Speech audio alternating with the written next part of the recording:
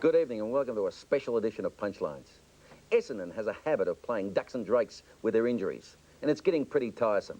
I'd like to know whether Terry Danaher, their captain, is hurt worse than the Bombers are making out. Whether along with his broken nose he has a fractured cheekbone, and whether it was him in that Kew hospital over last weekend. If not Terry, you've got a double. And whether it's true the match winner will be missing for 3 or 4 weeks, causing an injury crisis at Windy Hill.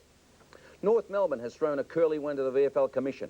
The Kangaroos, already under pressure from the Melbourne City Council not to switch games away from Arden Street, have asked the League and Essendon to play their game on May 31 on Sunday, June the 1st at the MCG. This would mean that there'll be a match in Melbourne opposed to the direct telecast of the Sydney Swans Fitzroy game. Why not, say the Kangaroos? Essendon wouldn't play us on the Friday night, make it a Sunday. Fitzroy is monitoring the fitness of retired youngster Ross Lyons 2 or 3 times a week, hoping each day he's feeling fit enough to return to training. Lyons has a troublesome groin injury that has brought him to the point of frustration. One can understand Fitzroy's anxiety.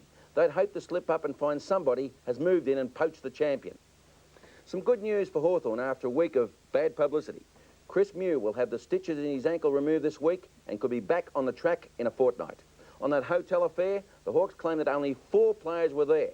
If so, the club investigation should clear the whole mess up.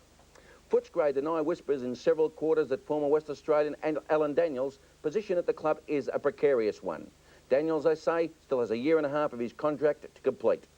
A name that many league fans never expected to see again, that of former St Kilda tall man, Darryl Cowie, could make a comeback. I suspect the Tigers will soon get the high-marking former South Australian back in harness. Geelong's John Devine has a trust for the Tasmanian, particularly one with a bit of devil in him.